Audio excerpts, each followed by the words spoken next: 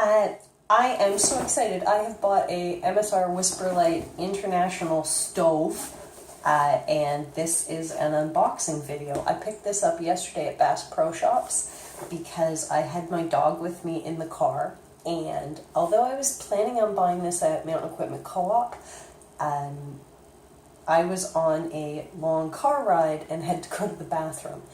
I had the dog in the car with me. I took him in. Bass Pro Shops is dog friendly. While I was there, I thought, you know what? It's a little bit of an adventure for the dog and I. So we picked up the stove I wanted. The International allows you to burn gasoline, unleaded gasoline, which is why I'm excited about this. My goal with this stove is to take it on motorcycle trips. I might actually save this box because that's a pretty nice little carrying case. It might get me through one season without spending any more money.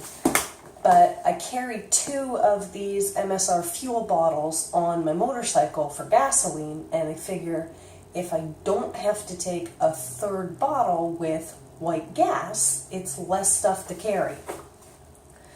So that's why I'm pretty excited about this. I have used a very similar stove in the past. MSR used to make a Whisperlite stove, which has since been discontinued because it doesn't simmer. Still a fantastic stove, but didn't really do what the name said. But anyway, this one you can burn, what does it say? White gas, kerosene. The very odd part on there is it's got a boil time comparison for white gas and kerosene, whatever it says, but it doesn't have a boil time comparison for unleaded auto fuel, which, let's be honest, I kind of don't really care. I'm not doing any sort of mountaineering or backpacking, whereas probably where this stove would really shine. I just want, and I'm not even that concerned about weight, I'm concerned about size. If it takes up too much room on my dirt bike, I don't want it. Ooh, and it's got shaker jet, so it makes it easier to clean, which will come into play. So, there she is. Let's see what's inside.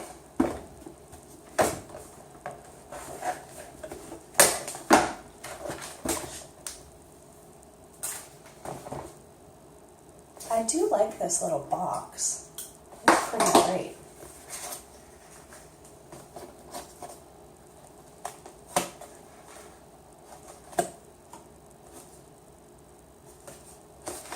Da, da, da, da. There's the whole stove inside the bag. And camping in the past, this is the bag I recognize as holding the stove. I'm not going to get rid of this box because I'm pretty impressed with it. That might be perfect. Let's put it on the floor.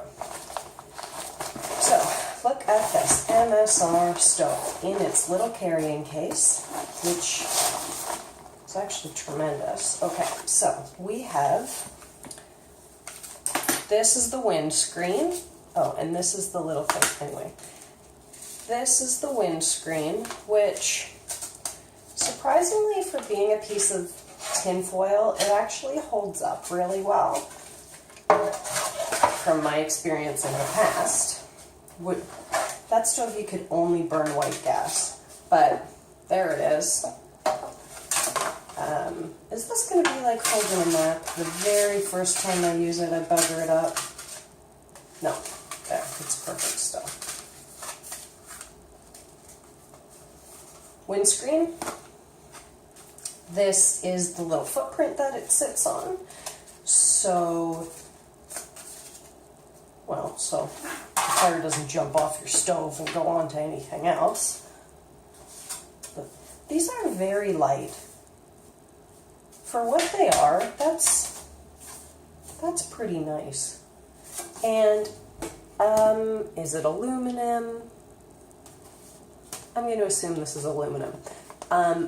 After you've folded this and unfolded it and folded it and unfolded it, I've noticed that it does get little holes at these little junction points where all the folds go. This feels like it's about 14 cents worth of metal. Maybe you could use a piece of tin foil. Oh, this one's going to be like a map that I don't know how to fold. There we go. Yeah, see, there's a, can we see this? There is where there's going to be a hole in it eventually. I don't really think this is a design flaw. I think this is the price you pay for having such light gear. We have a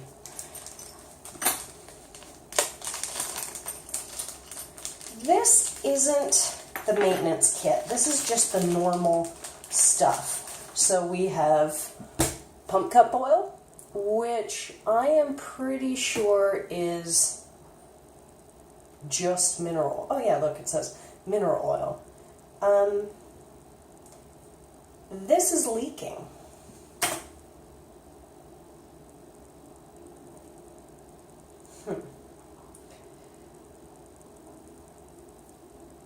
That's gross. Okay, so first downside, the mineral oil is leaking. Perhaps that's why they put it in a plastic bag. We have a extra O-ring and I forget what this is called, but it has a UK on it, and I guess this is the little one for burning kerosene. So where's the other one? The other one is for white gas. I hope this came with the one for doing gasoline. Otherwise, maybe that's why I got it. And then we have a tool. And I don't really know what this is for. This is to pull the piece of wire out of the fuel line. It's a little multi-tool. Figure it out. Oh, an instruction manual.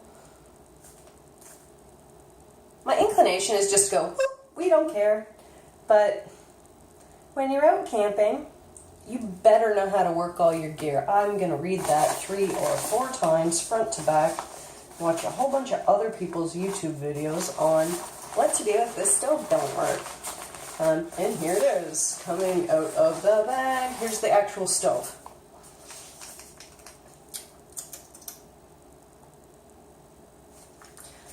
With a big warning tag on it, which I am going to immediately remove.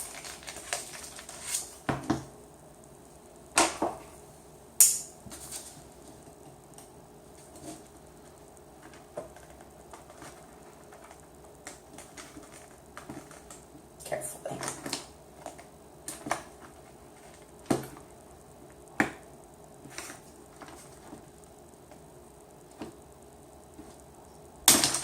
Cool.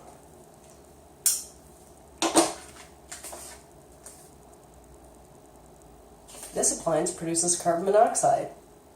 Because people don't know that. When you burn stuff, you could die. You have to be careful. So we have the fuel pump. Oh look, it even says right on it, respect fire. Can you see that? Yeah, respect fire. Because things can go very, very bad very quickly. That's nice. That's all kind of lubed up and ready to go. What is this white thing? Is it on purpose? I think that comes off.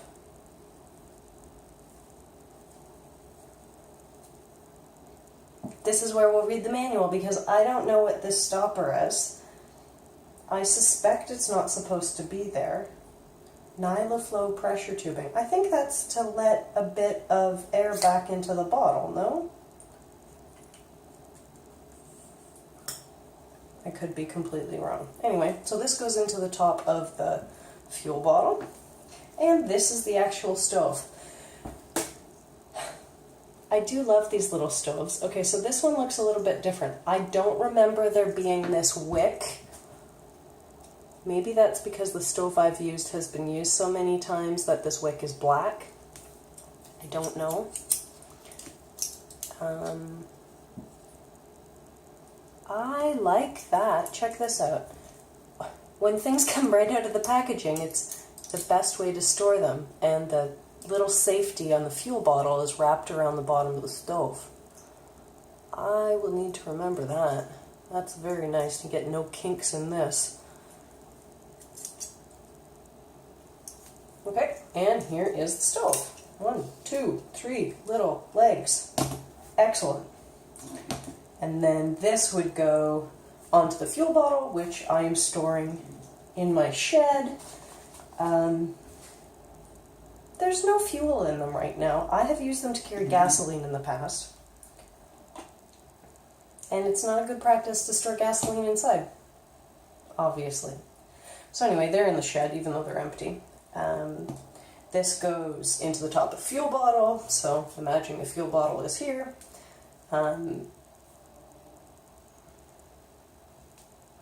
This is where I don't know what's what, because this does go in here, but is there not supposed to be a little thing on the end? Or does that fuel line stick that I don't know what it's called, does this go straight in there like that?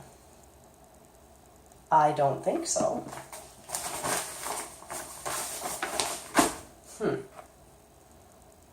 I think there's supposed to be an end on it.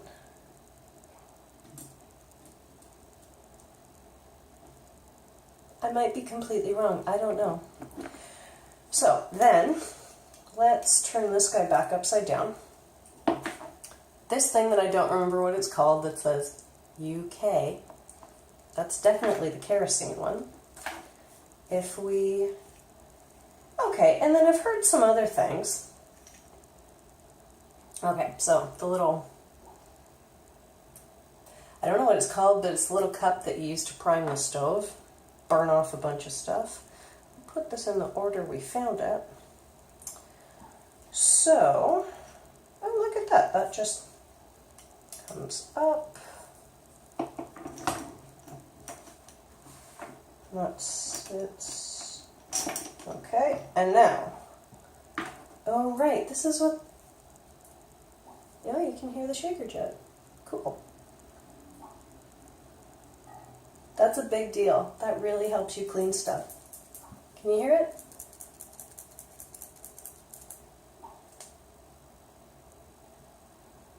Awesome. So this is the one that says UG. So I will verify, but I'm pretty sure that's the universal gas. Does that mean white gas? Does that mean unleaded auto fuel? We will find out. Because I'm pretty sure there's 3 different ends. And now we have a multi-tool. This guy, oh, wrong end, there we go. And my hands are already almost black. And that, oh right, okay. That's why this guy goes back here.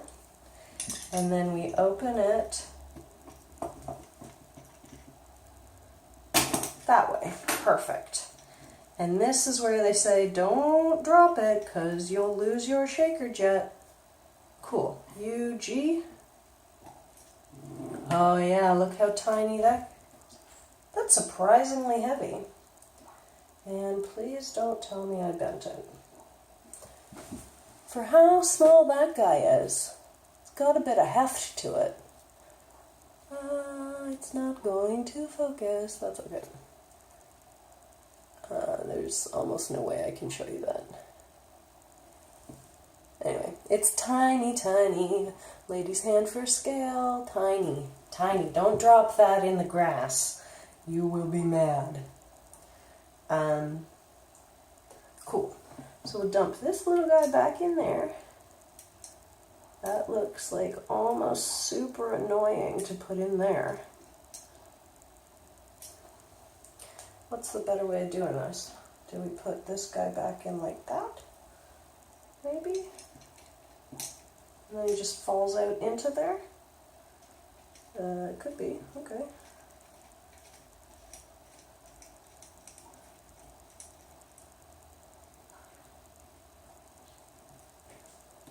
He still shakes?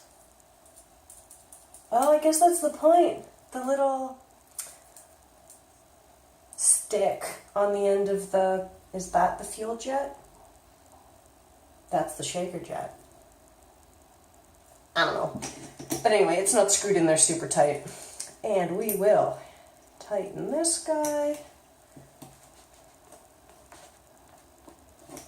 My hand tighten is a lot looser than some big dude's hand tighten. And once I put my bicycle tires on and tightened them really well, I thought, and the guy in the shop even said, well, you know it's tight enough, you don't have a torque wrench, you're not carrying that with you, who cares? Tighten your bicycle tires until you get a good mark in the palm of your hand, and that's how tight your bicycle tire needs to be. Well, I don't have the hand strength to do that. I think I do now. I was probably 14 years old at that point. Anyway, so there is this guy back on. And other fun stuff. Yeah, this all comes apart. Look how shiny and clean this is. Amazing. So let's get this back together. My goal with this stove is to burn auto fuel. Oh, look at this. I'm doing it upside down. So,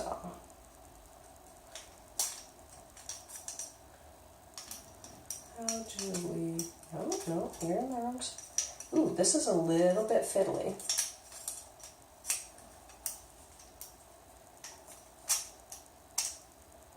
Nice. But it's not fiddly and crappy, it's just fiddly and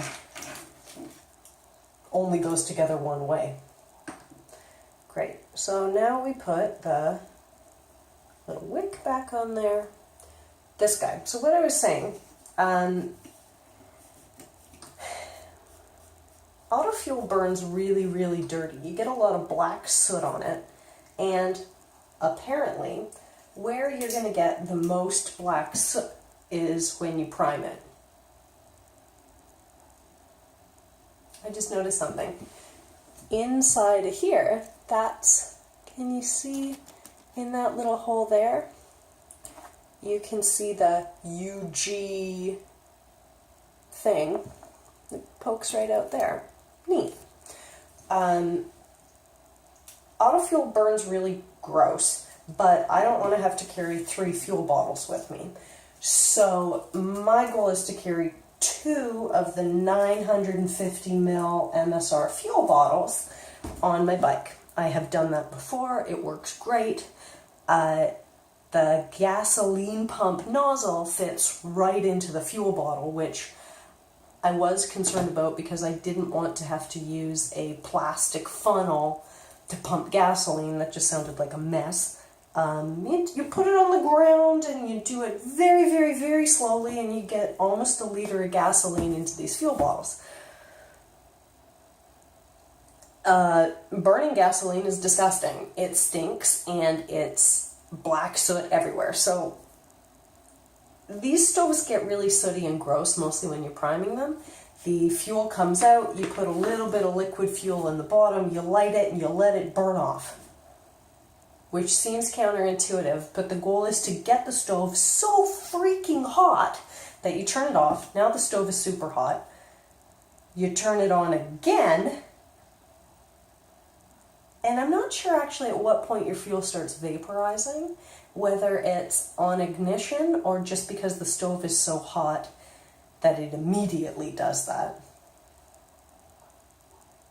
But anyway, so you prime it, you get the stove super blazing hot, and then you can light it. But that priming process makes the stove really dirty, especially if you're using gasoline.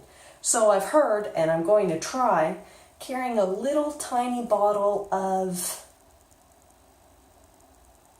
rubbing alcohol and priming the stove with rubbing alcohol, which burns pretty darn clean, instead of priming it with gasoline. If you're using kerosene, you can't prime the stove with rubbing alcohol. I don't know why. Does rubbing alcohol not burn hot enough in order to make the kerosene vaporize?